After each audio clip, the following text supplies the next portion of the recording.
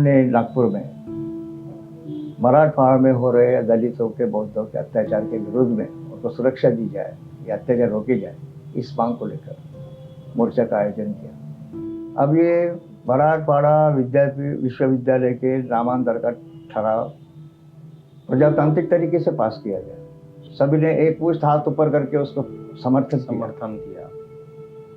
तो उसको लागू न करना, ये तो प्रजातंत्र की बहुत बड़ी हार है। राहुल गांधी जी ने कन्याकुमारी से कश्मीर तक जो पदयात्रा निकाली, क्या मकसद था वो? सत्ता परिवर्तन, समाज परिवर्तन नहीं था, सत्ता परिवर्तन। क्यों? वो तो विमान से भी जा सकते थे, बसों से, गाड़ियों से भी जा सकते थे, लेकिन पदयात्रा निकाल के चलते हजारों किलोमीटर पैदल चलते हुए वो कश्मीर तक पहुंचे। आप देख रहे हैं आवाज इंडिया टीवी। इस वक्त हम एक विशेष विषय पर चर्चा कर रहे हैं, जो है लॉन्ग मार्च। लॉन्ग मार्च क्या होता है? एक जगह से दूसरी जगह खूब दूर तक जाना, उसे हम लॉन्ग मार्च कहते हैं। तो ये वो समय था जब देश आज़ाद हुआ था, और आज़ाद होकर जो दलित है, वंचित है, वो अपनी अस्मिता को लेकर लड़ रहे थे। और मराठवाड़ा जो बहुत ही पिछड़ा क्षेत्र था, वहाँ बोधिसत्व डॉक्टर बाबा साहब अम्बेडकर ने मिलिन कॉलेज की स्थापना कर उस पूरे इलाके को शिक्षित किया था। और एक छोटी सी मांग थी कि उस यूनिवर्सिटी को, जहां बाबा साहब ने शिक्षा प्रदान की, इंस्टीट्यूट शुरू किए, वहां बाबा साहब का नाम उस विद्यालय को, विश्वविद्यालय को पड़े। और ये इतनी सी बात सरकार को और कुछ जातिवादी लोगों को ना गुजार हुई, और उसका विरोध भी हुआ। एक युवा नेतृत्व तबके, जिसे हम सरसेनानी कहते हैं, जो दलितों के सेनापति है, उन्होंने एल्गार की और नागपुर से औरंगाबाद तक करीब 500 किलोमीटर तक का ये लॉन्ग मार्च निकाला। उसका वर्धापन दिन है, उसकी याद में हम सीधे बात करते हैं प्रोफेसर जोगेंद्र कवाड़े सर के साथ। सर, बहुत बहुत स्वागत और अभिनंदन। जय भीम। जय भीम। ये इतने साल बीत गए लॉन्ग मार्च को, उसका वर्धापन दिन आ रहा है। आज भी जो वर्धापन, हम तो बहुत तब छोटे रहे होंगे, शायद हमें क्या काल था वो भी शायद हम किताबों में पढ़ते हैं, लेकिन हमने उसको अनुभव नहीं किया। लेकिन जब हम किताबों में पढ़ते हैं या लोगों से सुनते हैं कि इस तरह का लॉन्ग मार्च प्राध्यापक जोगेंद्र कवाड़े सर इनके नेतृत्व में निकला था, क्या जल्लोष था, क्या प्रेरणा थी, क्या ऐसी बात थी कि आपको लगा कि इस तरह का मार्च होना चाहिए और नामांतर होना चाहिए? क्या चीज थी उसके पीछे? सबसे पहले तो मैं लॉन्ग मार्च वर्धापन दिन की 44वां वर्धापन दिन के अवसर पर आपको, महाराष्ट्र और देश के तमाम अम्बेडकरवादियों को बधाई देता हूँ, शुभकामनाएं देता हूँ। मराठवाड़ा विश्वविद्यालय को बाबा साहेब डॉक्टर भीमराव अम्बेडकर जी का नाम देने की मांग मराठवाड़ा के कुछ अम्बेडकरवादी संगठनों ने और कुछ पुरोगामी संगठनों ने भी इस पर की मांग की कि जिस मराठवाड़ा एक महाराष्ट्र का बहुत ही पिछड़ा हुआ इलाका है और जाति के दलदल में फंसा हुआ ये मराठवाड़ा, जिसमें सबसे पहले बाबा साहब डॉक्टर अम्बेडकर जी ने वहाँ जगह खरीदी औरंगाबाद में, जी, जिसे अभी छत्रपति संभाजीनगर कहा जाता है। और वहाँ नागसेन वन, जिस एरिया में, जिस क्षेत्र में मिलिंद महाविद्यालय बाबा साहब ने स्थापित किया, उस परिसर का नाम ही उन्होंने मिलिंद नागसेन वन रखा। जी। और नागसेन वन में मिलिंद महाविद्यालय की शुरुआत, पहला डिग्री कॉलेज। तो वहाँ के कुछ मान्यवर लोग बाबा साहब अम्बेडकर से मिले। तब तक केवल इंटर कॉलेज वगैरह थे उसके अंदर, तो डिग्री कॉलेज कोई भी नहीं था। बाबा साहब ने पहला मिलिंद महाविद्यालय डिग्री कॉलेज खोला वहाँ पर। तो कुछ लोग मिलने गए और कहा कि यहाँ तो इंटर कॉलेज ही चलते नहीं बराबर, तो आप ये डिग्री कॉलेज क्यों खोल रहे हैं? तो बाबा साहब ने उनको मुंह तो जवाब दिया, आज केवल मैंने डिग्री कॉलेज खोला है, कल यहाँ पे विश्वविद्यालय की ज़रूरत पड़ेगी जी। और ये शिक्षा का, जैसे बाबा साहब का कहना था कि बगैर शिक्षा के कोई भी समाज आगे बढ़ नहीं सकता, या देश आगे नहीं बढ़ सकता, कोई व्यक्ति भी आगे नहीं बढ़ सकता। तो शुरुआत हुई, और ये शैक्षणिक क्रांति जिसे कहते हैं जी, एजुकेशन एक्सप्लोजन की शुरुआत बाबा साहब ने मराठवाड़ा में की। बाबा साहब का योगदान ध्यान में रखते हुए कुछ संगठनों ने, जैसे दलित पैंथर है और भी कुछ पुरोगामी संगठनाएं थी, उन्होंने मराठवाड़ा यूनिवर्सिटी को बाबा साहब डॉक्टर अम्बेडकर का नाम दिए जाने की मांग की। लगातार मांग चलती रही। फिर सौभाग्य से मराठवाड़ा यूनिवर्सिटी ने भी प्रस्ताव पारित किया जी, कि मराठवाड़ा यूनिवर्सिटी को बाबा साहब डॉक्टर अम्बेडकर नाम दिया जाए, और गवर्नमेंट की तरफ भेजा। हाँ ना करते हुए महाराष्ट्र की उस वक्त की सरकार ने 27 जुलाई 1978 को मराठवाड़ा विश्वविद्यालय को डॉक्टर बाबा साहब अम्बेडकर जी का नाम देने का प्रस्ताव सर्वसम्मति से पारित किया। किसी ने विरोध नहीं किया, सबने हाथ उठाया और पारित किया, जिसे हम नामांतर का ठहराव कहते हैं। जिस दिन 27 जुलाई 1978 को ये प्रस्ताव पारित था, उसी दिन रात में मराठवाड़ा के तमाम जिलों में बौद्धों के विरोध में जातिवादी शक्तियों ने एक बहुत भयानक अन्याय और अत्याचार शुरू कर दिया। बौद्धों के, दलितों को बस्तियां जला देना, लोगों को मारना, काटना, महिलाओं की बेइज्जती करना, बलात्कार करना सरेआम शुरू हुआ पूरे मराठवाड़े पे। 105 जिले थे उस वक्त।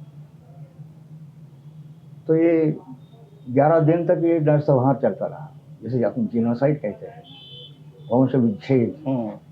बाबा साहब के जनता का वंश विच्छेद करना। और इसके पीछे की धारणा क्या थी कि ये अम्बेडकरवादी लोग पढ़ लिख कर आगे जा रहे हैं, तरक्की कर रहे हैं, प्रगति कर रहे हैं।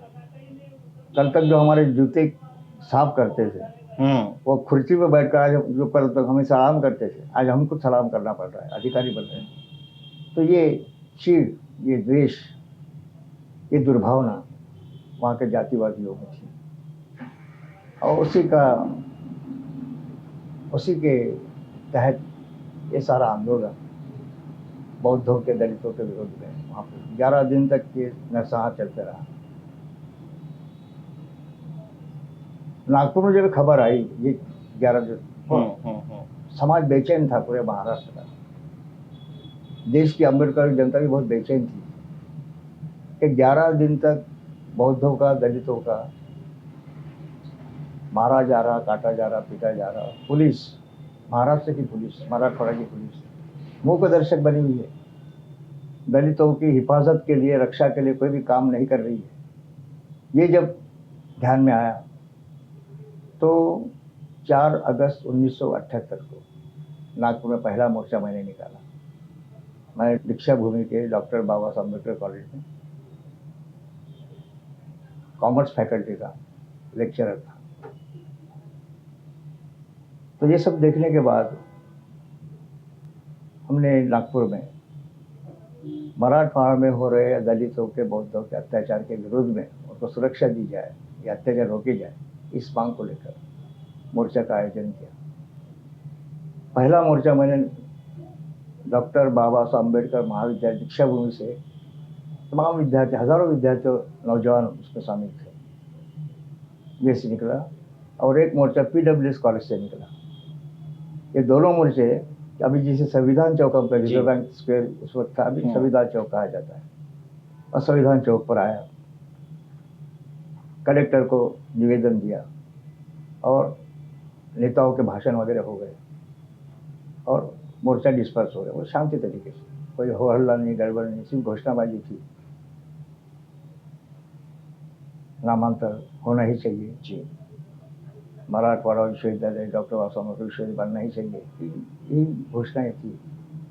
दलित बहुन अत्याचार को सरकार ने रोक लगाना चाहिए, अत्याचार करने वालों पर कड़ी कार्रवाई होनी चाहिए, ये मांग को लेकर मोर्चा था।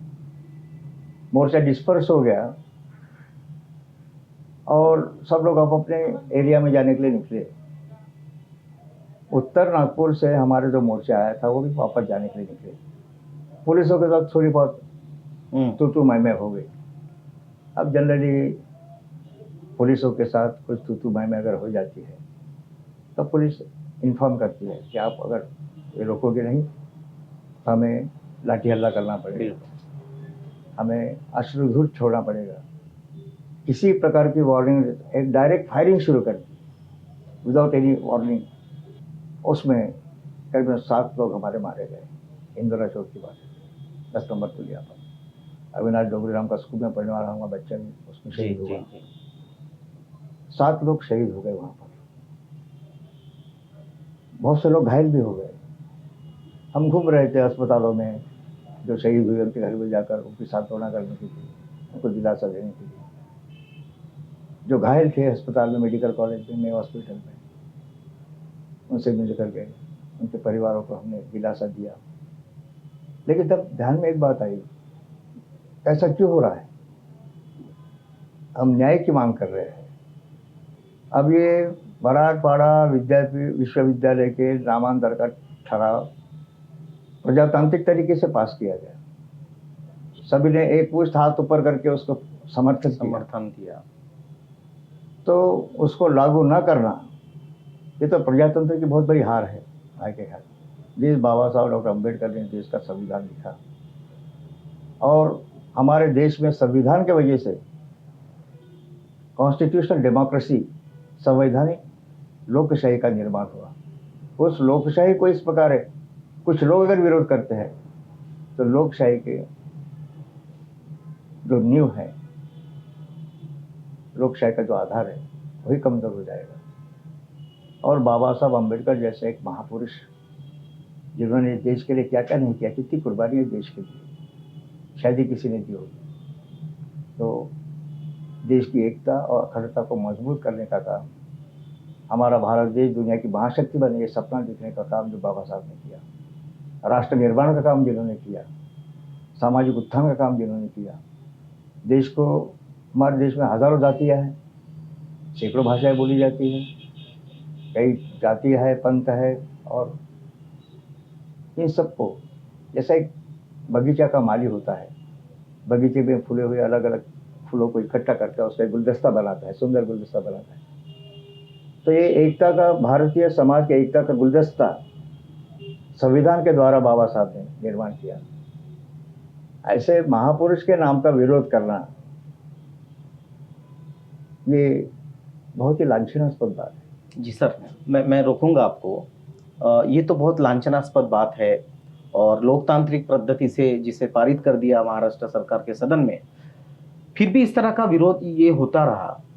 आपको कब लगा कि यहाँ से नागपुर से औरंगाबाद तक, विश्वविद्यालय तक, मराठवाड़ा पैदल चला जाए, इस तरह का मार्च निकाला जाए, ये आपको कब लगा और कैसे इस बात की कल्पना आपके दिल में आई? वही नागपुर के मोर्चे पर जो गोली चली, जी, हमारे लोग शहीद हुए, तब मुझे लगा कि ऐसा कुछ करना चाहिए कि इस इशू के तरफ, नामांतर के इशू की तरफ पूरे महाराष्ट्र का और देश का ध्यान,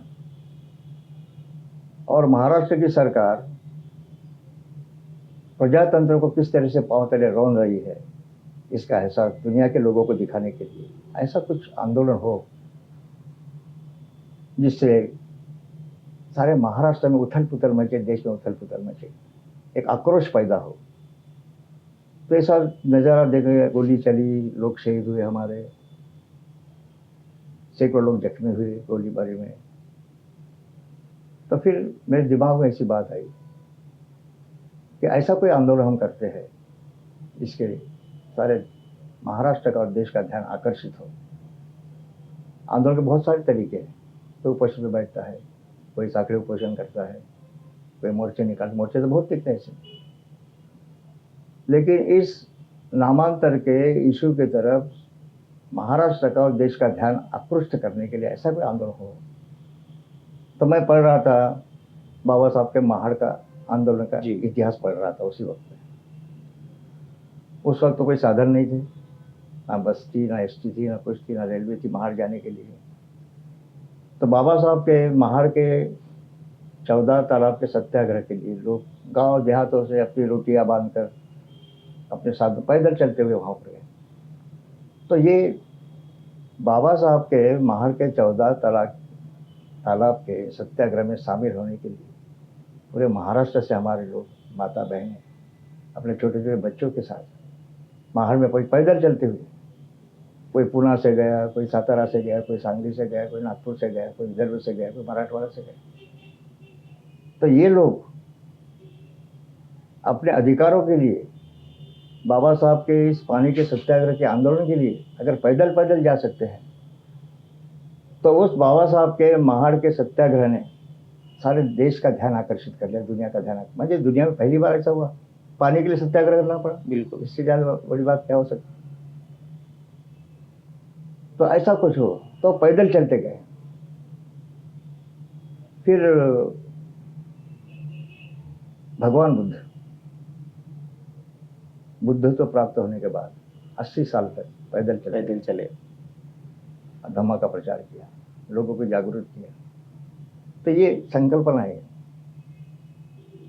इतिहास में से ये जो संकल्पना हमें मिली, ये जो प्रेरणा जो मिली बाबा साहब के सत्याग्रह से प्रेरणा मिली, भगवान बुद्ध के जो चरित भिक्खवे चारिकम, बहुजन हिताय बहुजन सुखाय, पैदल चलते हुए अपने धर्म का प्रचार किया, लोगों को जगाने का काम किया, लोगों को, सोए हुए लोगों को जगाने का काम भगवान बुद्ध ने किया, धम्मा का रास्ता दिखाया।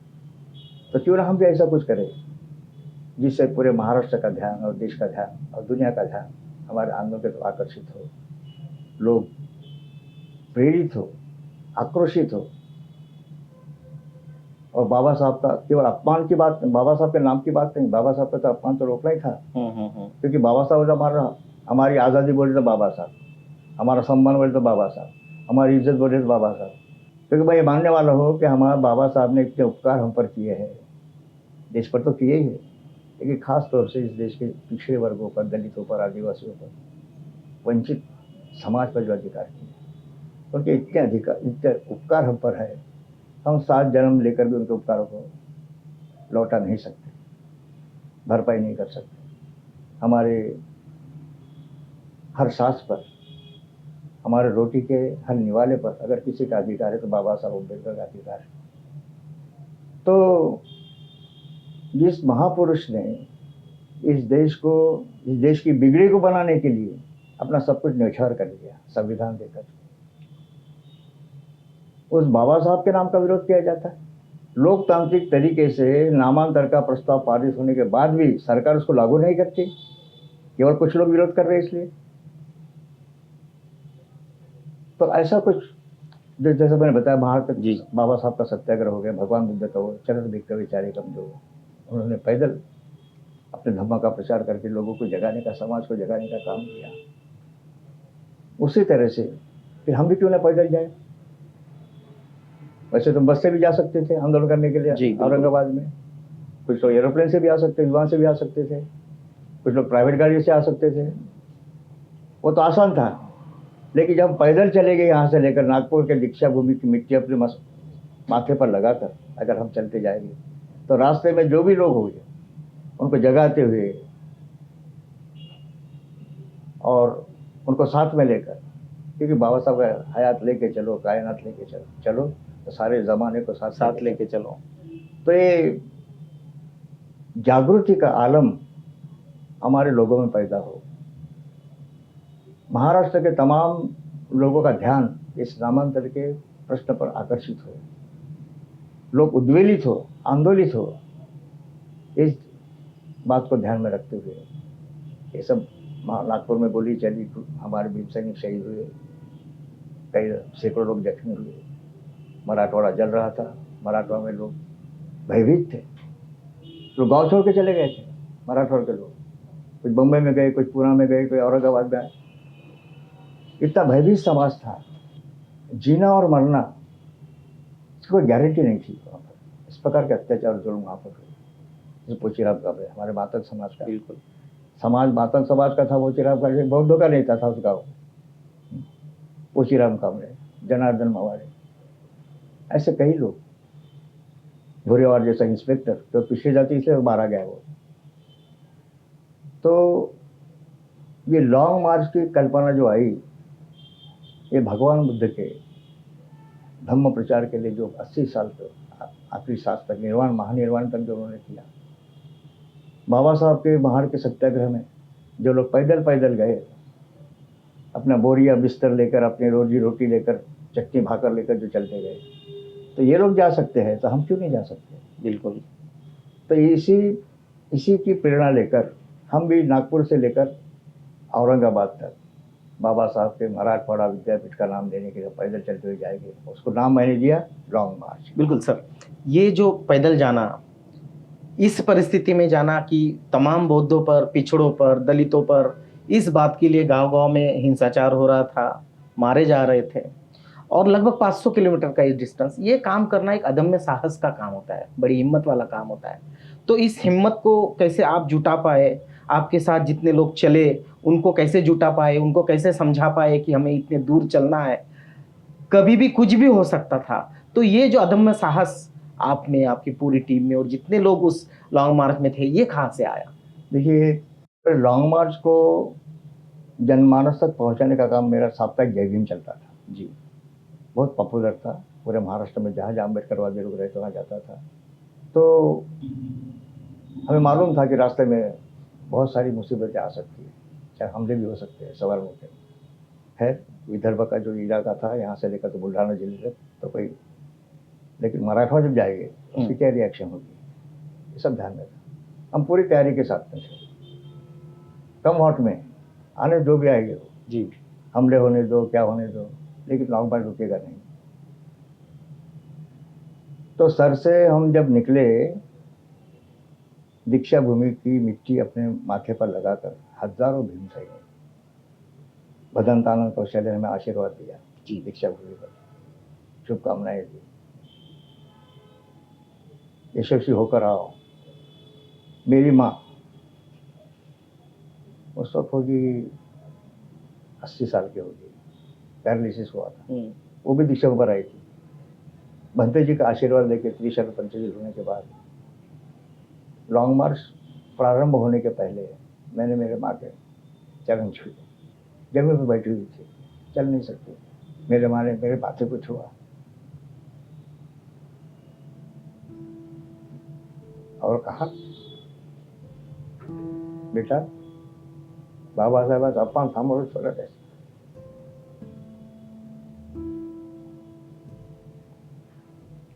मेरी मिसेस, मेरे शादी को 2 साल हो गए थे। जैसे कोई सेनापति और योद्धा लड़ाई पर जाता है, उसका ऑप्शन करते हैं, आरती उतारते हैं।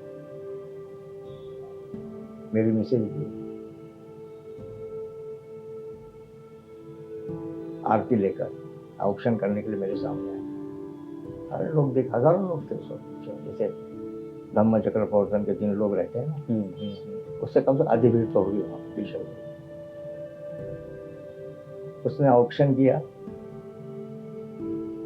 तिलक लगाया माथे पर मेरे, पाँव छुए, और पाँव छुए जब खड़ी हुई तो मैंने उसके माथे का सिंदूर फूंक दिया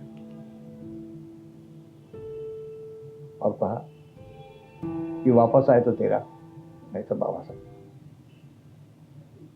ये क्योंकि आदर्श बाबा साहब का था। 4 बच्चे बाबा साहब के उनके आंखों के सामने दफन कर दिए गए। राज रतन मरा, कफन के लिए कपड़ा भी नहीं था उनके पास। माता रमाई ने अपने साड़ी का पल्लू फाड़ कर कफन कर दिया। ये त्याग, बलिदान और कुर्बानी का आदर्श बाबा साहब का आदर्श। हमने बाबा साहब से कुछ नहीं लिया, बस एक ही बात सीखी हमने कि समाज के लिए, देश के लिए त्याग, बलिदान, कुर्बानी के सिवा कुछ हासिल नहीं होता।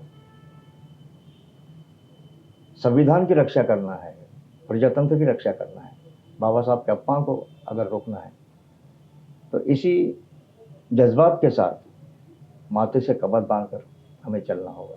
बिल्कुल। और इसीलिए कोई चीज़ की फिक्र नहीं थी, हमारे जीने मरने की फिक्र नहीं थी। और इसी जज्बात को लेकर हमारा लॉन्ग मार्च निकला और चलते गए। बिल्कुल, आपने जैसे कहा कि नागपुर की पवित्र दीक्षाभूमि की मिट्टी सर को लगाई, ऑक्शन हुआ, हज़ारों लोग थे, वहाँ से निकल गए। विदर्भ तक जैसे आपने कहा कि वैसे भी कोई मसला नहीं था, पर जैसे मराठवाड़ा में एंटर करते, तो ऐसा कोई घटना उस लॉन्ग मार्च के दरमियान घटी हो, जिसकी याद आपको आती हो कि ये बहुत विचित्र घटना थी और लोगों ने इस तरह से विरोध किया लॉन्ग मार्च का, फिर भी लॉन्ग मार्च किसी के विरोध को से न डगमगाते हुए आगे चलता, ऐसी कोई घटना आपको याद आ रही है? देखिए, लॉन्ग मार्च शुरू करने के पहले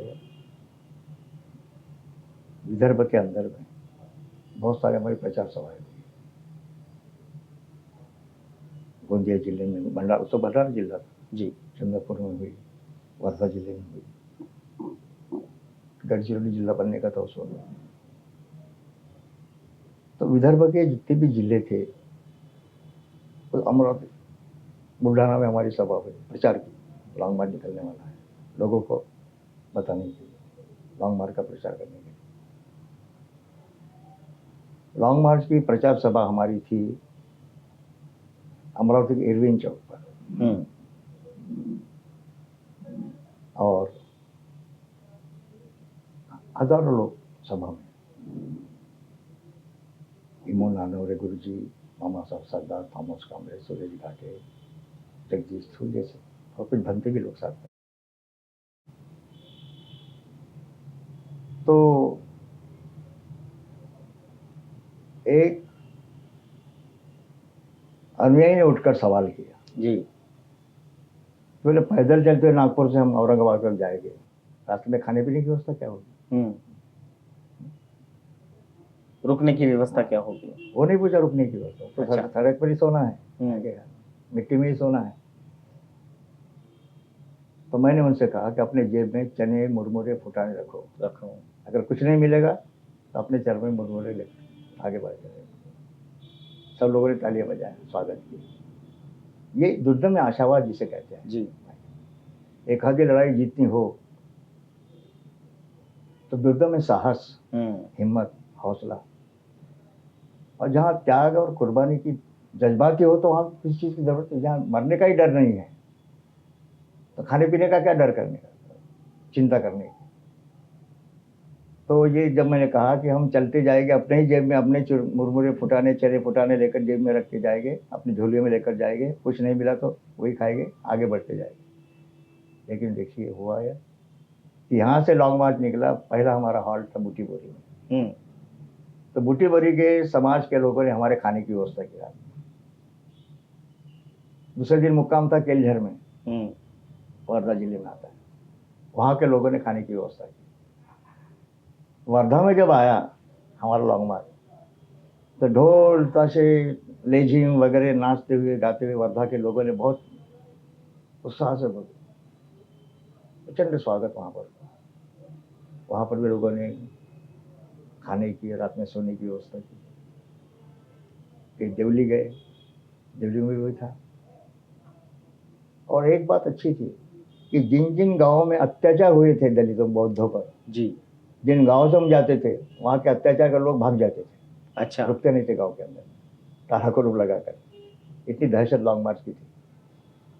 तो देवली गए, फिर देवली से कड़म गए, कड़म से फिर यवतमाल में बहुत भरी बारिश में, यवतमाल में पहुंचते हो तूफान बारिश आई, तब बारिश में भीगते हुए नाचते हुए भीम सैनिक का लॉन्ग मार्च आगे बढ़ता गया। यवतमाल के लोगों ने भी बहुत ही विराट स्वागत किया, खान पान की व्यवस्था की, सभा हर ठिकान में जहाँ रुकते थे वहाँ सभा होती। वहाँ से निकल कर फिर कारंजा जाना था। तो कारंजा और यवतमाल का डिस्टेंस बहुत ज़्यादा है, इसलिए बीच में एक रामगांव रामेश्वर नाम का एक गाँव है जी, उस गांव में रुके। छोटा सा गांव, छोटे से लोग बेचारे अपने। हमारे वाशिम जिले के एक गांव ऐसा था कि रास्ते पर जो गांव था उसमें एक भी बौद्ध नहीं था, तो पानी पीने की व्यवस्था कैसे करेंगे? तो अड़ोस पड़ोस के जो 2-2, 4-4 किलोमीटर रहने वाले अपने लोग थे जी, बैलगाड़ियों पर पानी के ड्रम लेकर आए। और सबसे बड़ी बात है कि जब लॉन्ग मार्च चलता था कि रास्ते के दोनों किनारों पर लोग रोटियां लेकर, जो काम करने खेत पे काम करने जाते थे ना, अपनी रोटियां लेकर खड़े रहते। जब वाशिम में पहुंचा, जी। हमारा कारंजा में पहुंचा, मंगलूरपेट में पहुंचा, हर ठिकाना में सभा, मुक्काम, सभा, खान पान की व्यवस्था, कोई तकलीफ नहीं हुई। रास्ते पर जो गांव थे जिसमें हमारे लोग नहीं रहते थे, तो आजू बाजू के लोग चंदा रोटियां वगैरह लाकर, पानी वगैरह लाकर रास्ते पर बैलगाड़ियों पर लाकर लॉन्ग मार्च के भीमसेन को भी सेवा करते थे, लोगों की व्यवस्था। यानी समाज देखो, जो समाज के लिए कुर्बानी देने के तैयार हो, समाज उसके लिए हर चीज करता है। जी। ये एहसास, ये अनुभव लॉन्ग मार्च हमें किया।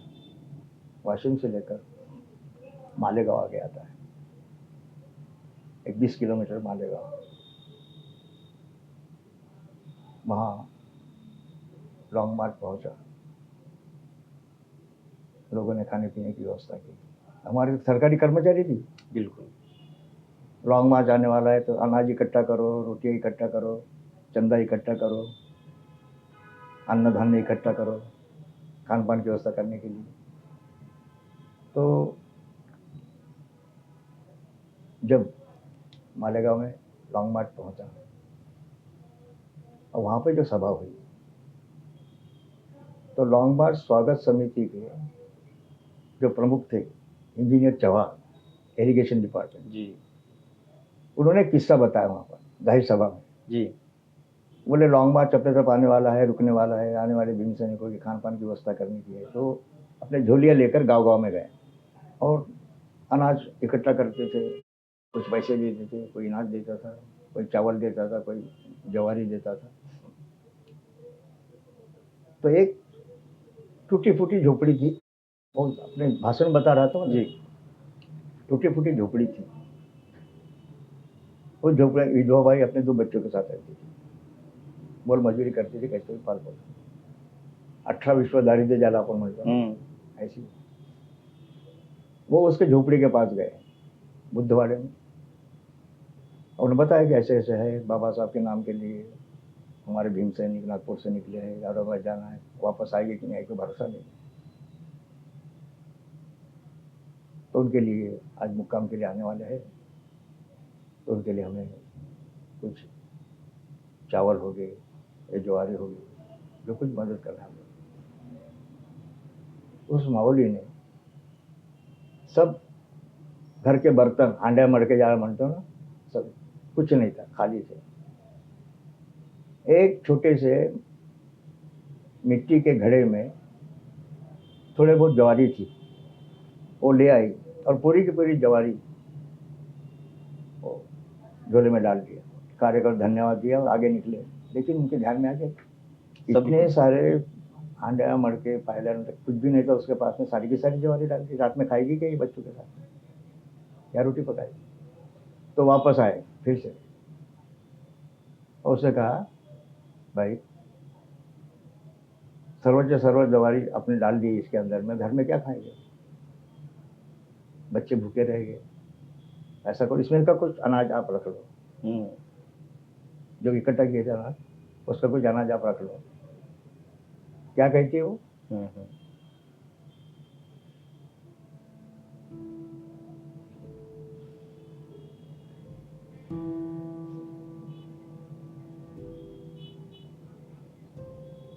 बाबा साहब के नाम के लिए तो बलिदान देने के लिए जा रहे हैं, तो हम 4 दिन भूखे नहीं रह सकते, नको तुम।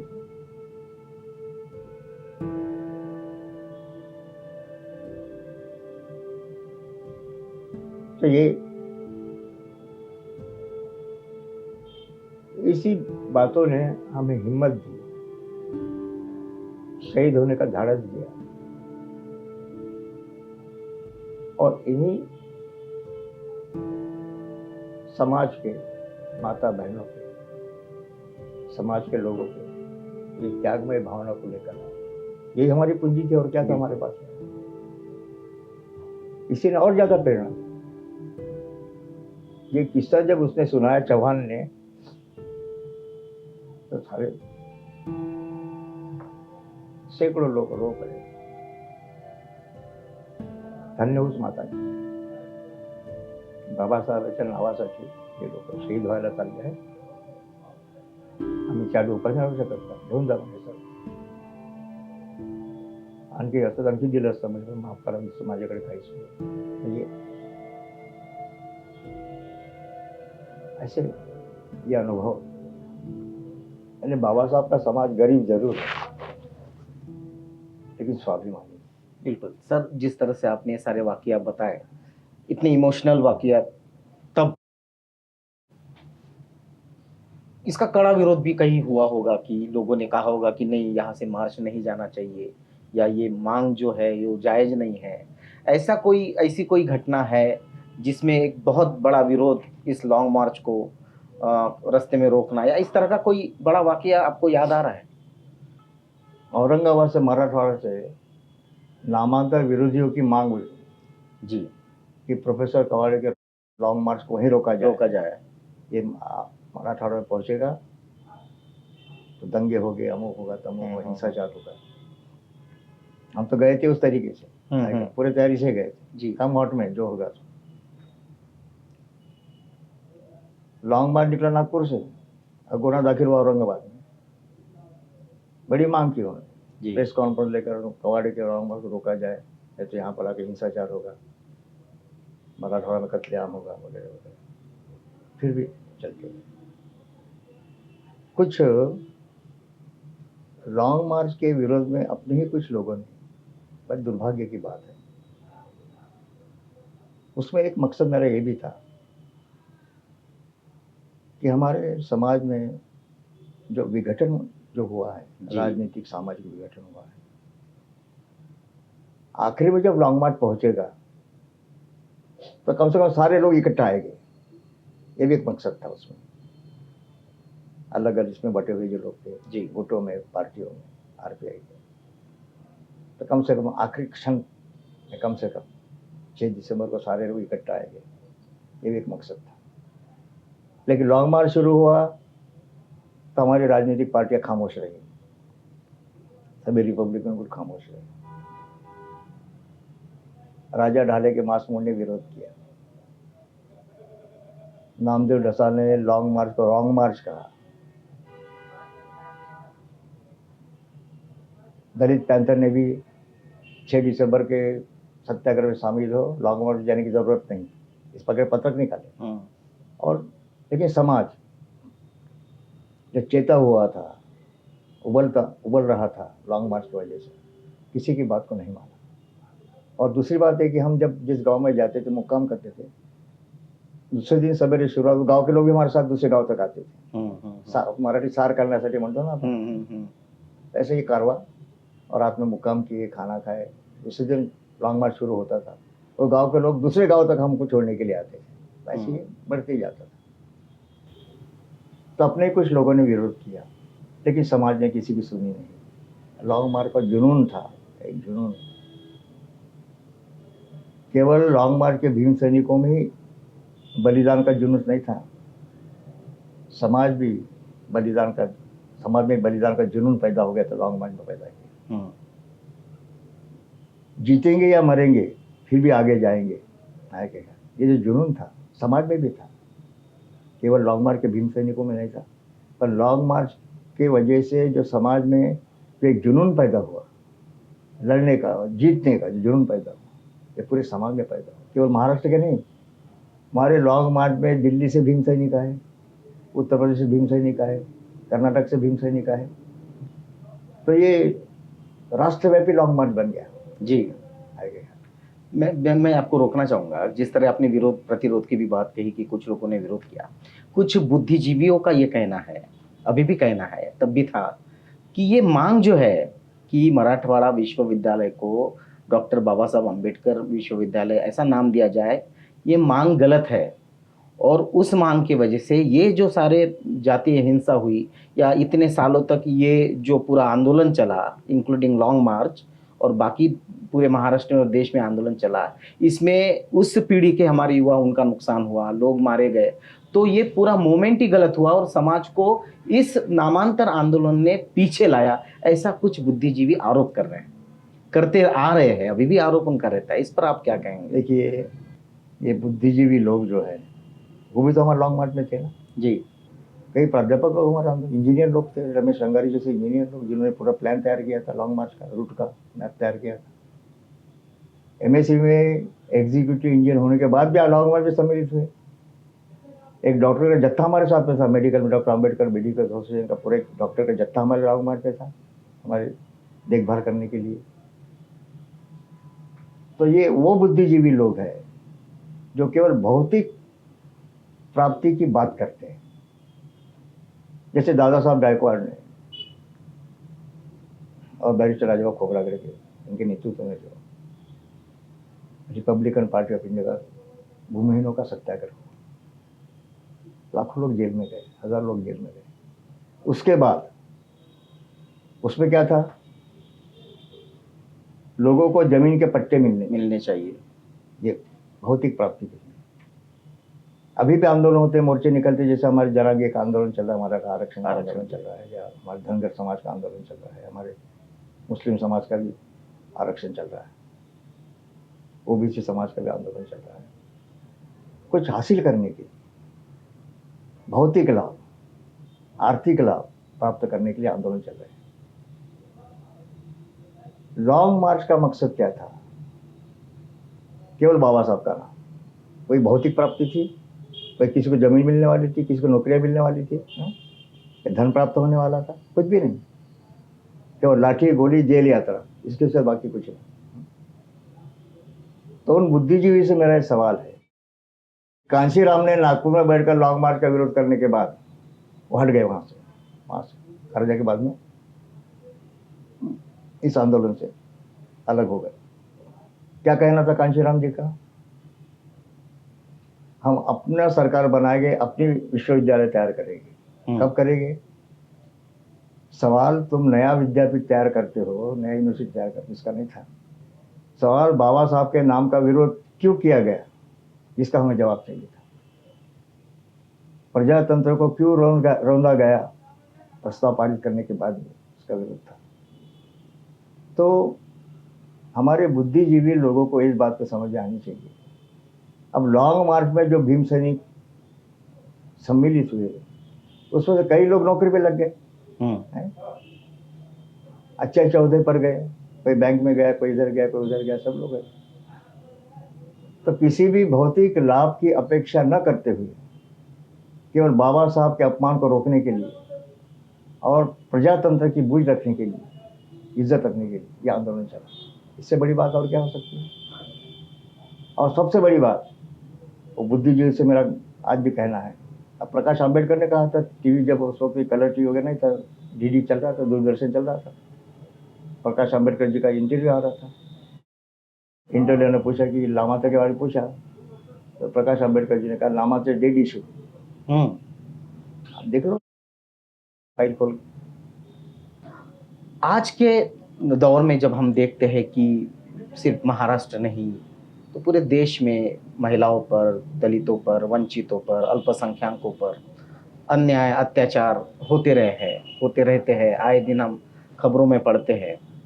आपको क्या लगता है कि क्या आज के दौर में भी इस तरह के लॉन्ग मार्च, इस तरह के मार्च जो लोगों को भयमुक्त करे, लोगों को साहस दे, ऐसे मार्च की आज के काल में जब मीडिया आ चुका है, सोशल मीडिया आ चुका है, फिर भी पैदल चलते जाना सैकड़ों किलोमीटर, क्या आज के इस दौर में भी सकारात्मक रूप से इस प्रकार के मार्च को देखा जाना चाहिए? क्या इस प्रकार के मार्च अभी भी होने चाहिए? राहुल गांधी जी ने जी कन्याकुमारी से कश्मीर तक जो पदयात्रा निकाली, क्या मकसद था उन्हें? सत्ता परिवर्तन। जी, समाज परिवर्तन नहीं था, सत्ता परिवर्तन।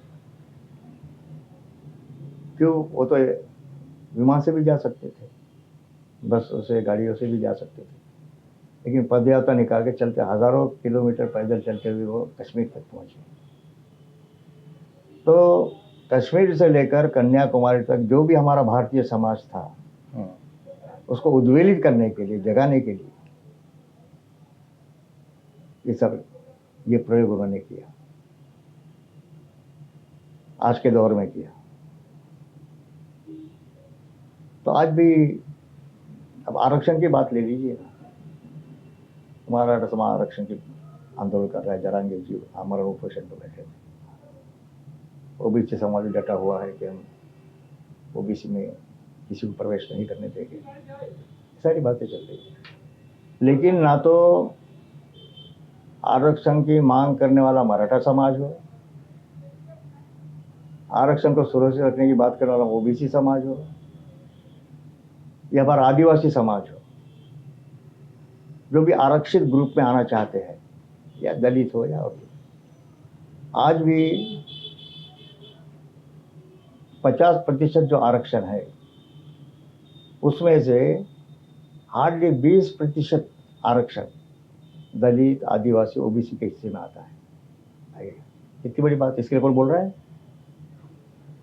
अब मोदी जी के सरकार ने एक नया शगुफा छोड़ा है, लेटरल एंट्री।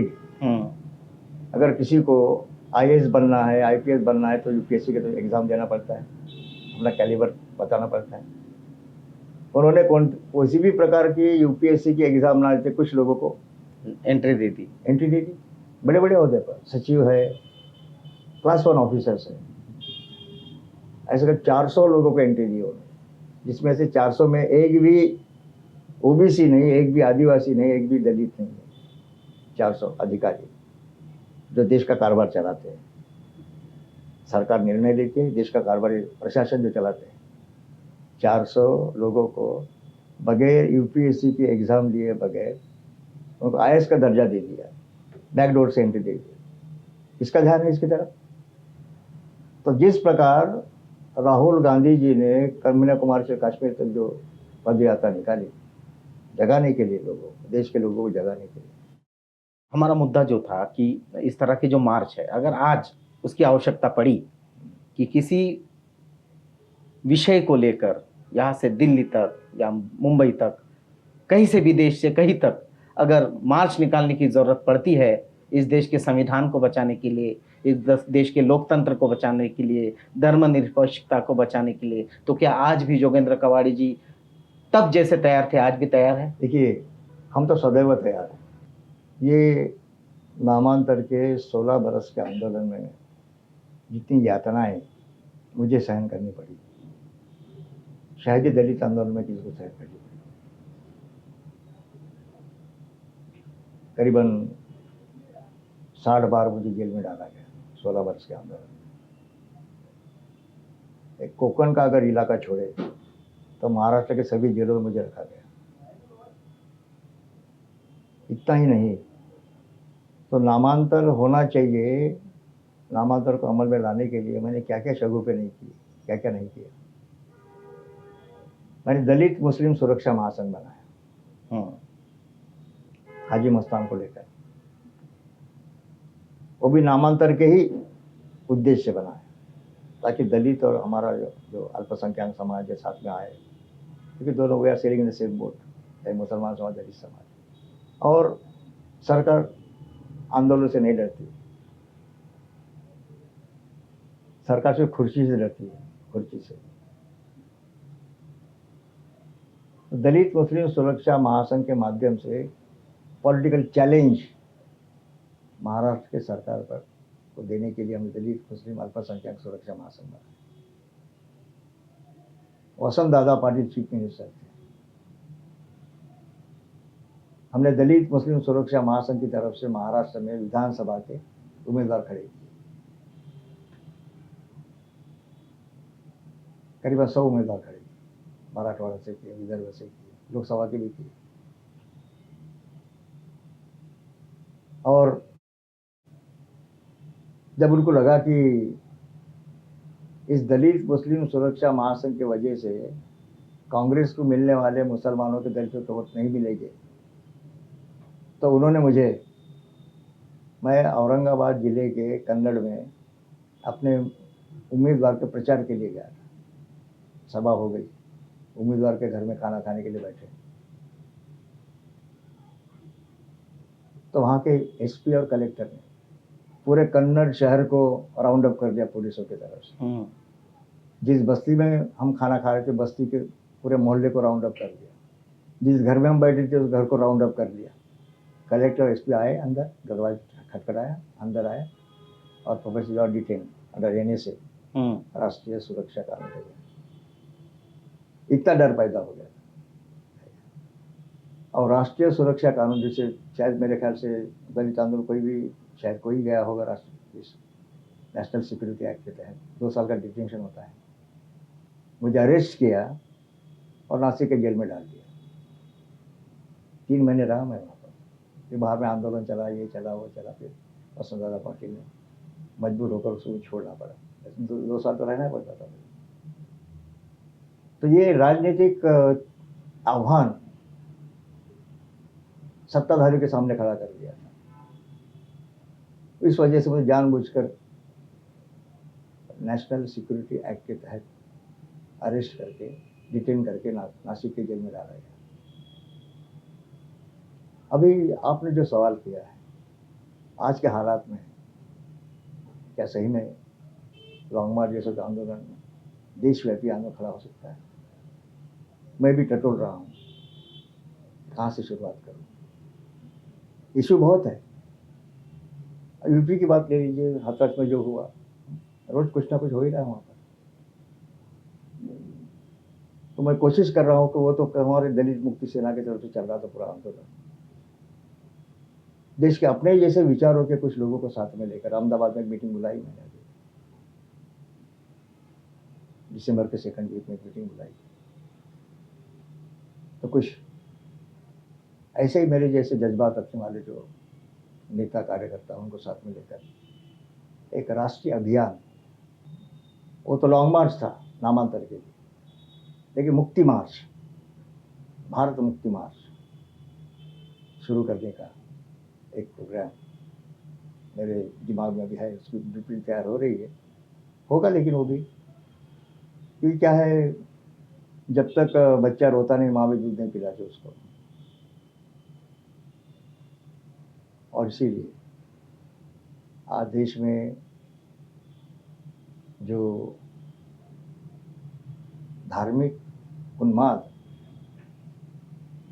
बढ़ रहा है, विशिष्ट लोग सुरक्षित है, बहुतांश लोग भयभीत है। कभी मुसलमानों का, हिंदू मुसलमानों का ये बात इतने साल कभी नहीं आई। पहले कहते थे हिंदू खतरे में है, अब कहते सनातन खतरे में है। देखिए क्या है तमाशा। मुगलों के राज में हिंदू खतरे में नहीं था, शक, खून और बाबर वगैरह, तब भी हिंदू खतरे में नहीं था। 150-200 साल अंग्रेजों ने राज किया, तब भी हिंदू खतरे में नहीं था। और हिंदू का राज है, हिंदू कैसे खतरे में रहेगा? तो इस प्रकार से हिंदू खतरे में है कि घोषणा देने वाले लोग सही मायने में इस देश का ब्राह्मणवाद खतरे में है। ब्राह्मणवाद को उन्होंने हिंदू का चोला पहनाया है, और ब्राह्मणवाद को बचाने के लिए हिंदू खतरे में है, सनातन खतरे, इस प्रकार की घोषणा दी जाती है। हमारे देश के जैसे हमारे मानव है, श्याम मानव जैसे लोग, अब क्यों मारा गया भाई दाभोलकर जी को? क्यों मारा गया कलबुर्गी को? क्यों मारा गया पानसरे जी को? हमारी कर्नाटक की बहन, उसको मारा गया। कौन चल रहे? ये सनातन के लोग थे ना। यानी जिस प्रवृत्ति ने गांधी जी की हत्या की, उसी प्रवृत्ति ने दाभोलकर, कलबुर्गी, पानसरे और हमारी बहन कर्नाटक, उसकी हत्या सही की। तो ये धर्म के नाम पर बहुजन समाज को कर्मकांड में लपेटकर उनको गुलाम बनाने की साजिश देश में चल रही है। ये भंडाफोड़ तो करना ही पड़ेगा जी। अब कौन करेगा ये? मेरे जैसा आदमी या बाबा साहब को मानने वाला कोई हमारा कार्यकर्ता? तो हमारा कहना यही है कि बामसेफ जैसे संगठन में दूसरे समाज के जो लोग आते हैं, बड़े बड़े लोग आते हैं, विचारवंत लोग आपके पास आते हैं, तो उन्होंने हमारे हमको तो बताइए आप, बाबा साहब बताइए, ज्योतिबा फुले बताइए, सावित्रीबाई बताइए, शाहू महाराज बताइए, शिवाजी महाराज बताइए। हम तो सुन ही रहे, हम तो जी रहे हैं भैया, बाबा साहब को जी रहे, उनके विचारों के साथ जी रहे हैं हम लोग, भगवान बुद्ध के विचारों के साथ जी रहे हैं हम, ज्योतिबा फुले, बाबा साहब और शाहू महाराज के विचारों के साथ जी रहे हैं, सयाजीराव गायकवाड़ महाराज के विचारों के साथ जी रहे हैं। वो तो हमारा श्वास है, हमारी सांस है ये सब महापुरुष। लेकिन वो जो सांस नहीं रह रहे, उनको तो ये विचारों की सांस दिलाओ ना। बिल्कुल, ये क्यों नहीं हो रहा है? तो इसीलिए आंदोलन की जरूरत है, सारे लोगों को लेकर। कुछ लोग आएंगे, कुछ लोग नहीं आएंगे। लॉन्ग मार्च को भी ऐसे हुआ था, काफी हमारे कुछ लोगों ने विरोध किया, हमारे साथ बैठने वाले लोगों ने, ये क्या होगा, बोले कैसे चलेगी इतना दूर, 600 किलोमीटर कैसे जाएंगे, रहने का क्या होगा, खाने का क्या होगा, पीने का क्या होगा। हमारे साथ बैठने वाले लोग, हमारे सप्ताह जय भीम में हमारे साथ में कंधे से कंधा बैठने वाले लोगों ने, कुछ लोगों ने इस प्रकार की बात की, और जाओ आप, तब से आना बंद कर दिया उन्होंने, लॉन्ग मार्च में आना बंद हो गया। तो लॉन्ग मार्च का महत्व जिनके समझ में आया कि समाज को एक, समाज में क्या कहते हैं, एक लड़ाकू बाना पैदा हो, क्योंकि बाबा साहब ने कहा था अन्याय करने वाले से अन्याय सहन करने वाला ज्यादा गुनहगार होता है। बहुत गुनाह कर लिए हमने अन्याय सहन करके, अब तो जागो, अब तो उत्तर दो। तो इसीलिए प्रतिकार, अन्याय अत्याचार की तकरार करने के बजाय अन्याय प्रतिकार करना, ये प्रतिकार की भावना, ये भगवान बुद्ध का धम्म काय के लिए किया बाबा साहब? डरपोक बनने के लिए नहीं किया, बहादुर बनने के लिए किया। तुम्हारी कोई गलती नहीं है और कोई तुम्हें अत्याचार करता है तो क्यों बर्दाश्त करते हो? चींटी पर पाँव रखो तो चींटी भी काट देती है, हम तो आदमी हैं। और इसीलिए अन्याय का प्रतिकार करना सीखा, अन्याय का प्रतिकार करने की दीक्षा भगवान बुद्ध के धम्म के द्वारा बाबा साहब ने समाज को दिए। ये संदेश लॉन्ग मार्च के माध्यम से पूरे समाज में पहुंचाने का काम लॉन्ग मार्च ने किया। बिल्कुल, जो लोग विद्वान लोग जो कहते हैं, आज भी बहुत सारे नामांतर झालेच नाही, नाम विस्तार झाला, भाई नामांतर किती ना, नामांतर कुठे झालं, नाम विस्तार झाला। उनको मेरा कहना है कि महाराष्ट्र के विधिमंडल के अंदर जो ठराव पारित हुआ उसको अमल में लाया जाए। हमारी मांग की प्रस्ताव क्या पारित हुआ? मराठवाड़ा विश्वविद्यालय, डॉक्टर बाबा साहब अम्बेडकर मराठवाड़ा विश्वविद्यालय, ये ठराव हुआ। हम ठराव की अमल बजाने की मांग कर रहे थे, अमल बनाने की बात कर रहे थे। अम्बेडकर एक सभा में हम सभी संगठन के लोग औरंगाबाद में 14 जनवरी को इकट्ठा होते हैं, वहाँ एक सभा, एक विचार एक मंच लोगों ने लगाया, अलग अलग मंच लगते थे, एक ही मंच लगाया, सब लोग मंच बैठे। उसमें भी यही बात छेड़ी आनंद अम्बेडकर ने, ये तो नाम विस्तार था, नाम तो कुछ था। मैं बोला आप निकालो नामांतर के लिए, हमने नाम विस्तार किए तो नामांतर के लिए आंदोलन करो, इससे रोका है तुमको। तो इस प्रकार के जो अभी तो लॉन्ग मार्च इतना पॉपुलर हो गया है कि 10 बरली से लेकर कलेक्टर ऑफिस पे भी मोर्चा लिया, उसको भी लॉन्ग मार्च कहा जाता है। आए के कारण इतना डिग्रेडेशन हो गया लॉन्ग मार्च हो गया। तो जो भी आ सकते हैं सबको लेकर इस बार का प्रयोजन, कम से कम उसको तैयारी के लिए राष्ट्रीय स्तर पर अगर करना है तो मुझे केरल में भी जाना पड़ेगा, तमिलनाडु में जाना पड़ेगा, आंध्र, कर्नाटक, जहाँ से राहुल जी ने शुरू किया वहीं से हम शुरू करेंगे, तो कोई बात होगी जी।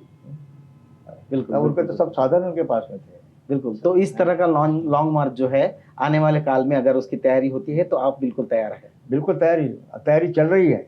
बिल्कुल, तो ये तैयारी चल रही है। 44वां लॉन्ग मार्च का वर्धापन दिन हम मना रहे हैं। 44 साल हो गए, देखते देखते मराठवाड़ा विश्वविद्यालय को डॉक्टर बाबा साहब अम्बेडकर नाम से जोड़ा गया और वो डॉक्टर बाबा साहब अंबेडकर मराठवाड़ा विश्वविद्यालय हो गया। पूरे महाराष्ट्र में नहीं, पूरे देश में लोग शिक्षित हो रहे हैं। और ऐसे मौके पर जिन्होंने इस लॉन्ग मार्च की कल्पना की और नागपुर से औरंगाबाद तक ये लॉन्ग मार्च चलते रहा, एक समाज को नई प्रेरणा मिली, नई चेतना मिली, नई ऊर्जा मिली। ऐसे जोगेंद्र जी कवाड़े साहब, इन्होंने अपना बहुमूल्य वक्त दिया। सर, आपने बहुमूल्य वक्त दिया और बहुत जो इतिहास है उसको लोगों के सामने लाया। आपका बहुत बहुत धन्यवाद। प्रीतम जी, और आपके आवाज इंडिया को भी बहुत बहुत धन्यवाद। आप देख रहे हैं आवाज इंडिया टीवी।